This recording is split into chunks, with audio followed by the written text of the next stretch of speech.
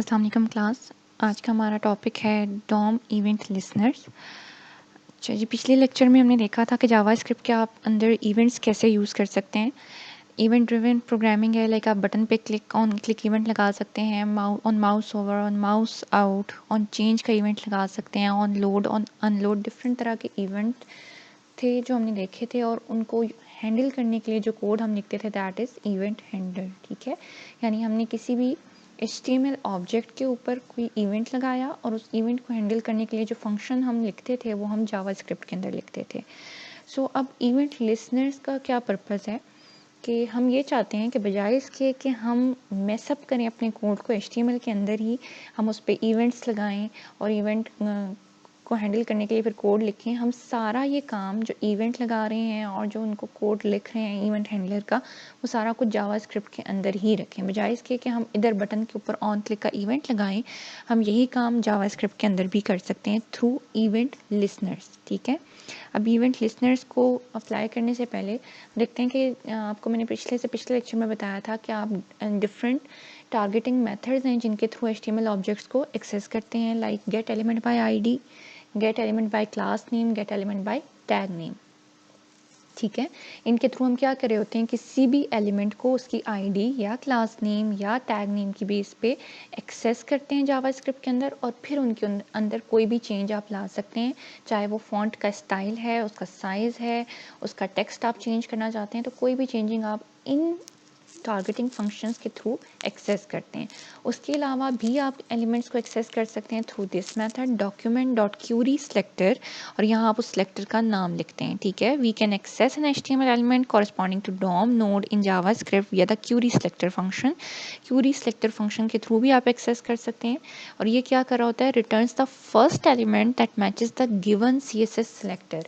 ठीक है, जो भी आपने फॉर एग्जांपल 5 हेडिंग के टैग लिए हुए हैं, उनमें से हर एक की आपने ID फॉर एग्जांपल क्लास रखी हुई है A। ठीक है, तो जब आप ये लगाएंगे तो पहला हेडिंग का टैग जिसकी क्लास A थी ये सिर्फ उसको रिटर्न करेगा।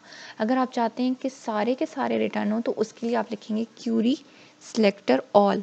तो ये जितने भी पैराग्राफ के या हेडिंग के टैग्स जिनका सिलेक्टर, यानी चाहे वो ID है या क्लास है, जिनका सिलेक्टर उसको ये मिलेगा, फॉर एग्जांपल आपने पैरा दिया हुआ है, तो जहाँ जहाँ उसको पैरा की ID या क्लास मिलेगी वो सारे एलिमेंट्स को रिटर्न करवा देगा, और ये सिंगल फर्स्ट एलिमेंट को रिटर्न करवाता है। ठीक है, यहाँ एग्जांपल दी हुई है, यहाँ लिखा हुआ है document dot query selector hash button. Hash क्यों यूज़ हुआ है, क्योंकि ये ID के लिए यूज़ करते हैं आप। ठीक है, तो बटन आपने लिखा तो जो जहाँ पे इसको फर्स्ट बटन की ID मिलेगी ये उस एलिमेंट को रिटर्न करवा देगा। ठीक है, अब यहाँ पे लिखा है क्यूरी सेलेक्टर ऑल, और डॉट कोट कॉमा लिखा हुआ है डॉट कमेंट। ठीक है, तो डॉट यूज़ होता है क्लास के लिए कि जहाँ जहाँ कोट और कमेंट की क्लास मिले वो सारे एलिमेंट्स रिटर्न हो जाएं। कहाँ रिटर्न हो जाएं, जावास्क्रिप्ट में आप पास कर रहे हैं। ठीक है, इसके थ्रू आप HTML एलिमेंट्स को जावास्क्रिप्ट में एक्सेस कर रहे हैं।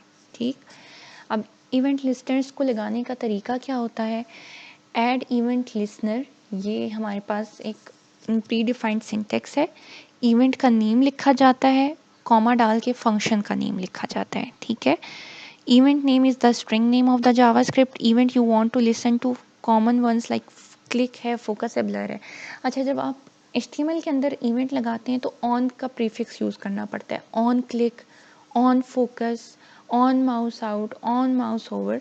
लेकिन जब आप यहाँ इवेंट का नेम लिखेंगे तो ऑन क्लिक नहीं लिखना, सिर्फ क्लिक लिखना है, सिर्फ फोकस, सिर्फ माउस ओवर।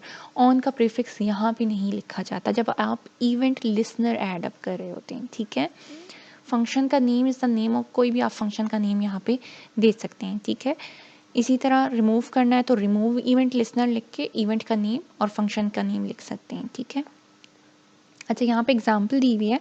अब यहाँ देखें, हेड का पोर्शन है, बॉडी के पोर्शन के अंदर बटन एक लिया हुआ है, यहाँ पे कोई इवेंट नहीं लगाया बटन के अंदर। इवेंट हम कहाँ लगा रहे हैं, यहाँ पे जावास्क्रिप्ट के अंदर, ये जावास्क्रिप्ट का पोर्शन है।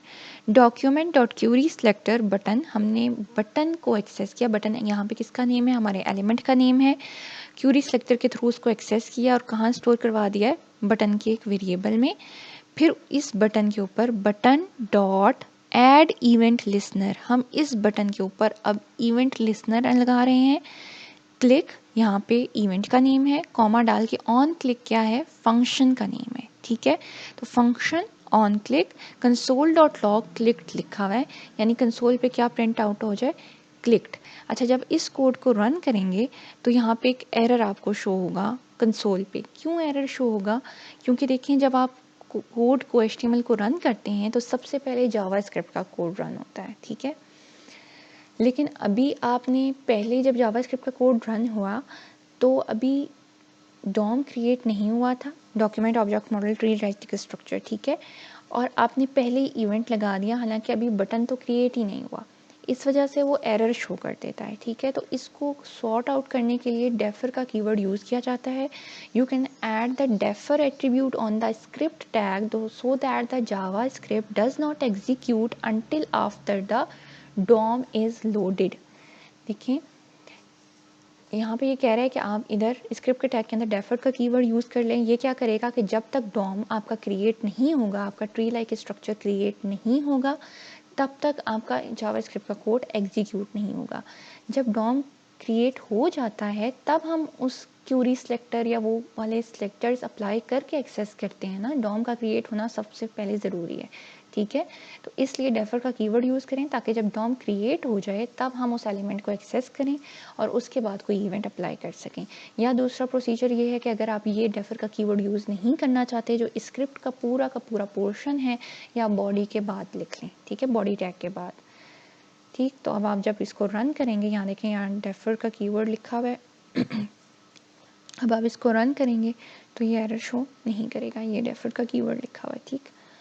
मैं इनको आपको रन करके दिखा देती हूँ। अच्छा जी, यहाँ पे देखिए मेरे पास कोड में क्या है, मैंने एक बॉडी के अंदर एक हेडिंग ली हुई है, ठीक है। इस हेडिंग पे मैंने क्या ली हुई है, आईडी हेड, और ऑन क्लिक यहाँ पे सेट लगाया। मैं दोनों तरीके, जो हम पुराना यूज़ कर रहे थे उसमें क्या कर रहे थे, इसी टैग के अंदर हम इवेंट लगा रहे थे। यहाँ मैंने कौन सा इवेंट लगाया हुआ है, ऑन क्लिक का, और मैं किस फंक्शन को कॉल कर रही हूँ, सेट। यानी जब भी मैं हेडिंग 1 पे क्लिक करूँ तो कौन सा फंक्शन कॉल हो, सेट का। सेट के फंक्शन के अंदर अब यहाँ क्या हो रहा है, हमने where X is equal to document dot query selector hash head लिखा हुआ है। Document dot query selector hash head इसकी आईडी थी, दैट्स वाई हमने हैश लगाया। इसको एक्सेस किया और इसको एक्सेस करने के बाद इसका स्टाइल डॉट कलर ब्लू, हम इसका फॉन्ट कलर क्या कर रहे हैं, ब्लू। यानी जब मैं हेडिंग के ऊपर क्लिक करूं तो इसका फॉन्ट कलर क्या कर दे, ब्लू कर दे, ठीक है। एक ये तरीका था। दूसरा तरीका जो अभी मैंने आपको बताया, जिसमें हम ये चाह रहे हैं कि हम यहाँ पे इवेंट ऐड ना करें बल्कि रन टाइम पे जावा स्क्रिप्ट के अंदर इवेंट को ऐड किया जाए। उसके लिए यहाँ देखें मैंने कोई इवेंट नहीं लगाया हुआ। जावा स्क्रिप्ट के अंदर आए तो यहाँ पे देखें document dot query selector hash para लिखा है। पैरा किसकी आईडी है यहाँ पे, इस पैराग्राफ की, तो मैंने हैश पैरा लिखा। डॉट ऐड इवेंट लिसनर, अब मैं इस पैराग्राफ के टैग के ऊपर क्या लगा रही हूँ, एक इवेंट लगा रही हूँ जिसका नाम क्या है, क्लिक है। ऑन का प्रीफिक्स यहाँ यूज़ नहीं करते, और कॉमा डाल के आप कोई भी फंक्शन नेम यहाँ पे दे सकते हैं। मैंने यहाँ लिखा ABC, ठीक है। और यहाँ फंक्शन ABC में मैंने लिख दिया कि अलर्ट बॉक्स डिस्प्ले हो, और फिर document dot query selector para dot style dot background colour, इसका बैकग्राउंड कलर क्या कर दे, रेड कर दे, ठीक है।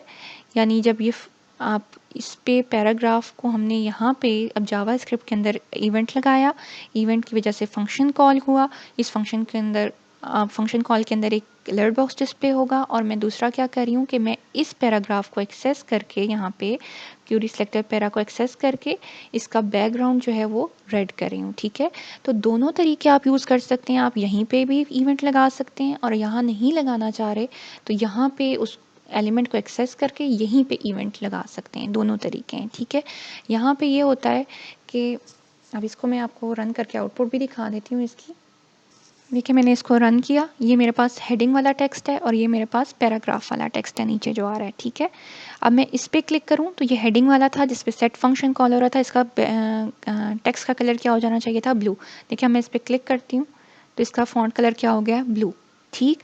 अब ये सेकंड वाला है, इस पे मैंने क्या पैराग्राफ पे क्या लगाया था कि जब मैं इस पे क्लिक करूँ तो एक फंक्शन एबीसी कॉल हो रहा था, जिसमें हमने एक सबसे पहले अलर्ट बॉक्स लगाया था और उसके बाद इसका बैकग्राउंड कलर चेंज हो रहा था। तो मैं इस पे क्लिक करती हूँ तो ये देखें सबसे पहले हमारे पास अलर्ट बॉक्स आ गया और उसके बाद इसका बैकग्राउंड कलर चेंज हो गया रेड। तो दोनों वेज़ हैं, आप चाहे इसमें एचटीएमएल के अंदर ही इवेंट लगा दें या आप जावास्क्रिप्ट के कोड के अंदर इवेंट ऐड इवेंट लिस्नर के थ्रू इवेंट्स लगा सकते हैं। दोनों तरीके हैं।